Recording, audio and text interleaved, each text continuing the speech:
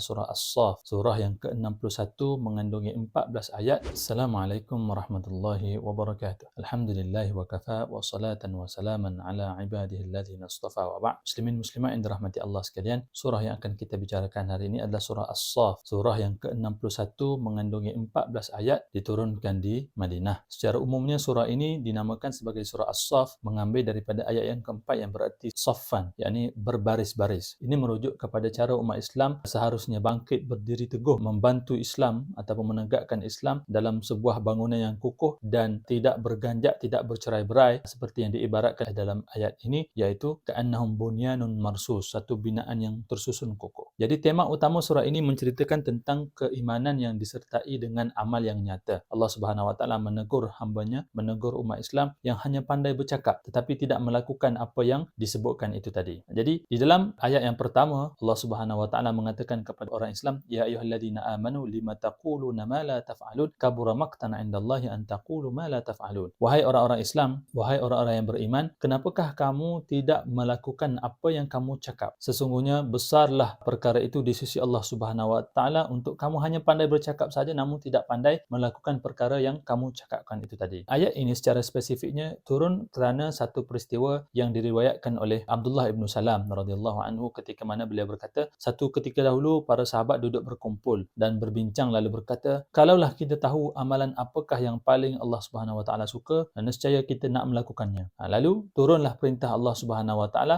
untuk berjihad dan berkorban di jalan Allah Subhanahu Wa Taala. Lalu sebahagian daripada para sahabat ini melengah-lengahkan ataupun merasa berat untuk melakukan perintah Allah Subhanahu Wa Taala ini. Ketika mana Allah Taala mengatakan Allah Taala suka kepada orang yang berjihad di jalan Allah Subhanahu Wa Taala dengan jiwa dan raga berkorban, sebahagian daripada mereka merasa Allah beratnya, tak nak seumpamanya begitu. Jadi terdapat ciri-ciri orang munafik. Jadi Allah Taala menempelak mereka itu dengan sebab apa yang mereka lakukan itu. Jadi ayat yang ke-14 dalam surah ini menceritakan tentang postmortem peperangan Uhud yang berlaku, di mana peperangan Uhud ini merupakan peperangan timbal balas orang musyrikin Quraisy terhadap kemenangan orang Islam dalam peperangan Badar. Peperangan Badar umat Islam menang, peperangan Uhud umat Islam kalah. Jadi ini adalah satu bentuk postmortem ataupun teguran Allah Subhanahu Wa Taala. Kenapa? Kerana dalam peperangan Uhud Nabi telah menempatkan sejumlah para sahabat di atas Jabal Rumah, di atas Bukit Rumah untuk menjaga, untuk menjadi penembak tepat. Tetapi apabila para sahabat yang berada di atas ini melihat tentera kafir telah bersurai dan meninggalkan harta ghanimah dan umat Islam menuju kepada harta ghanimah, mereka menganggap bahawasanya peperangan sudah selesai. Lalu mereka turun, mereka melanggar perintah Nabi. Nabi telah menyebutkan secara spesifik, walau apapun yang berlaku jangan kamu turun. Walaupun kamu melihat burung memakan ataupun mematuk jasad-jasad yang berada di bawah, jangan turun. Tetapi mereka kerana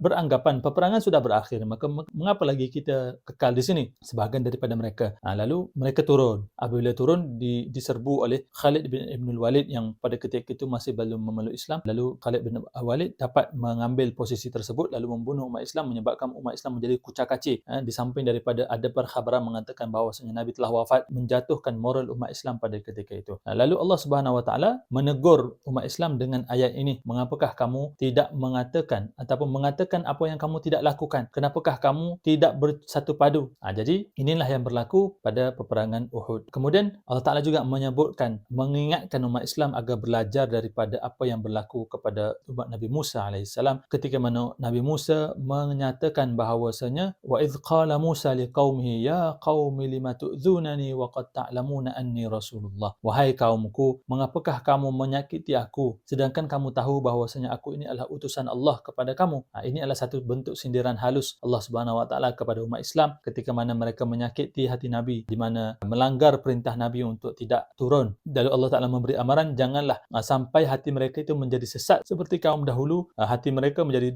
sesat kerana kedegilan mereka kepada Nabi mereka. Kemudian Allah mengatakan bilisan Nabi Isa, dengan lisan Nabi Isa, wa idz qala Isa bin Maryam inni rasulullah ilaikum musaddiqan lima baina yadayya minat taurati wa mubasysyiran bi rasulin min ba'di ismuhu Ahmad. Nabi Isa memberi berita gembira kepada umat manusia bahawasanya nanti akan datang satu orang nabi yang bernama Ahmad, Nabi Muhammad sallallahu alaihi wasallam. Kemudian ini juga adalah satu bentuk tawaran. Di dalam surah ini Allah Taala menawarkan kepada umat Islam satu bentuk perniagaan dengan Allah Subhanahu Wa Taala, satu perniagaan yang menyelamatkan manusia daripada azab api neraka. Allah Taala mengatakan, ya ayyuhalladzina amanu hal adullukum ala tijaratin tunjikum min azabin alim. Maukah kamu aku tunjukkan kepada kamu satu bentuk perniagaan yang menyelamatkan kamu daripada azab yang pedih. Apa dia? Tu'minuna billah, kamu beriman kepada Allah Subhanahu wa taala dan Rasul wa rasulihi, wa tujahiduna fi sabilillahi bi amwalikum wa anfusikum, dan kamu berjihad di jalan Allah Subhanahu wa taala dengan harta kamu dan dengan jiwa kamu. Lalu apakah ganjarannya itu? Yaghfir lakum dzunubakum, Allah taala mengampunkan dosa kamu, wa yudkhilukum jannat, dan Allah taala memasukkan kamu ke dalam syurga yang di bawahnya tajri min tahtihal anhar, wa masakin thayyibatan fi jannati adn, memasukkan ke dalam syurga Aden, dan juga mendapatkan kemenangan yang besar. Dan Allah Ta'ala tambahkan lagi, wa ukhra tuhibbunaha nasrum minallahi wa fathun qarib, dan satu lagi perkara yang kamu suka, iaitu pertolongan daripada Allah Subhanahu wa taala dan juga pembukaan yang